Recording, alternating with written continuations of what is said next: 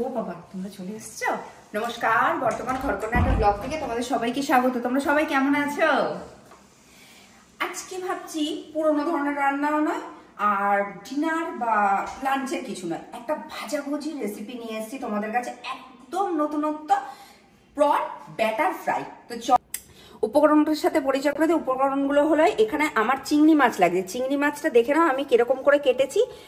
মাঝখানটা চিড়ে নিয়েছি আর পাকনার মতো একটু খুলে দিয়েছি। আর এখানে লাগছে আদা রসুন বাটা, আর এর সাথে আমি কাঁচা লঙ্কা নিয়েছি, পাতিলেবু লাগছে, কর্নফ্লাওয়ার লাগছে, ময়দা, ধনে পাতা, তার সাথে আমি কিন্তু একটু পুদিনা পাতা কুচিয়ে নিয়েছি, আর এটা বেকিং পাউডার হাফ চামচ লাগছে, নুন লাগছে, আর একটা ডিম লাগছে।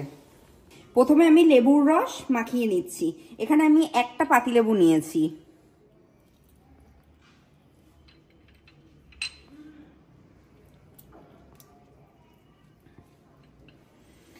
এর সাথে নেব আমি নুন পরিমাণ মতো, আর এই যে এখানে আদা রসুন কাঁচা লঙ্কা বাটাটা সেটা দিয়ে দিলাম সবটা।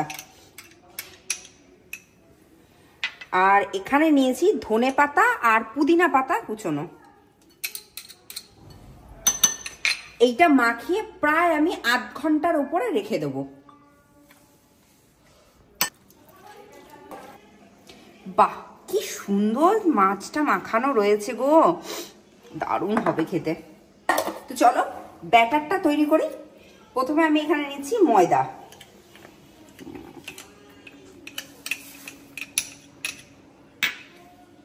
তার সাথে নেব কর্নফ্লাওয়ার, সম পরিমাণেও নিতে পারো। 2 চামচ কর্নফ্লাওয়ার নিলে 1 চামচ ময়দা বা এরকম নিতে পারো। আর এখানে দিচ্ছি নুন। আর মেন জিনিস হলো বেকিং পাউডার, এটা পুরোপুরি 1 চামচ নেবে। আর আরেকটা কথা আমি বলতে ভুলে গেছি, এই যে আমার যে ক্যামেরাম্যান, তাকে তো মাঝে মধ্যে একটু খাওয়াতে খাওয়াতে হয়, নাহলে তো করবে না। সে আবার একটু স্পাইসি পছন্দ করে, তার জন্য আমি একটুখানি গোলমরিচের গুঁড়ো অ্যাড করছি। ঠিক আছে, তোমরা চাইলে করতে পারো, নাও করতে পারো, এটা ওই ক্যামেরাম্যানের জন্য। কিন্তু ক্যামেরাম্যানটা ঠিক ভালো পাবলিক নয় তো না।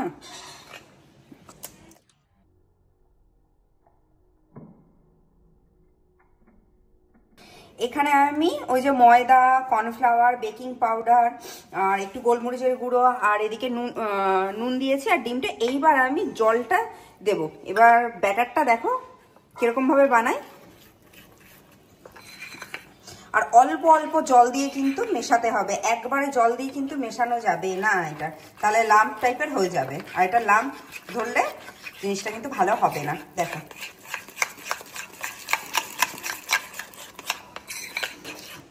ব্যাটারটা হয়ে গেছে, খুব সুন্দর। এটা কিন্তু খুব পাতলাও হবে না, খুব গাঢ়ও হবে না।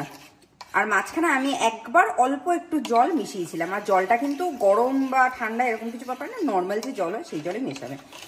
এটা ব্যাটারটা রেডি করে 5 মিনিটের মতো রাখতে হবে, তারপর ভাজতে হবে। এবার আমি মাছগুলো, মাখানো মাছগুলো একটা একটা করে সুন্দর করে ভেজে নেব।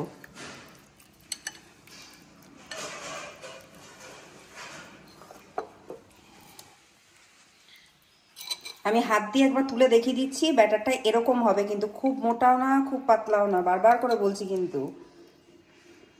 আর হ্যাঁ, এই মাখানোর সময় যে আমি রেখে দিয়েছিলাম, তার জন্য আমি একটুখানি এখানে অনেকটা সাদা তেল গরম করতে বসিয়ে দিয়েছি।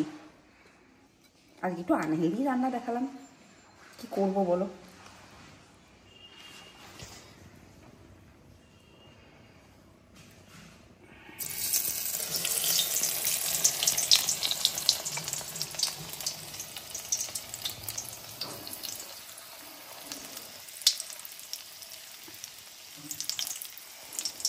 একটা পিঠ আমার হয়ে গেছে, আর গ্যাসের ফ্লেম কিন্তু কমানো থাকবে, যেহেতু মাছটা কাঁচা। এবার আমি উল্টে দিলাম আরেকটু খাওয়ার জন্য। মাছটা একদম ভাজা হয়ে গেছে, আর আমি কিন্তু গ্যাস কমিয়ে ভেজেছি। এবার আমি বাকি মাছগুলো ভেজে পরিবেশন করে তোমাদের কাছে ফিরে আসছি। আর রংটা দেখো এরকম হবে, কিন্তু হালকা সোনালি রঙের। তো চলো, তৈরি হয়ে গেছে আজকে আমাদের প্রন ব্যাটার ফ্রাই। তোমরা অতি অবশ্যই বাড়িতে ট্রাই করো, এটা কিন্তু একদম নতুনত্ব ধরনের স্ন্যাক্স। তোমরা সন্ধ্যেবেলা খেতে পারো, খুব ভালো লাগবে, মানে ভীষণ ভালো লাগে খেতে। আর আজকের ভিডিওটা, আজকের রান্নাটা যদি তোমাদের ভালো লেগে থাকে, তোমরা অতি অবশ্যই আমার চ্যানেলটাকে সাবস্ক্রাইব করো, শেয়ার করো, লাইক করো, কমেন্ট করো। আর যদি কিছু ভুল হয়ে থাকে ক্ষমা করো। আজ তাহলে আসি।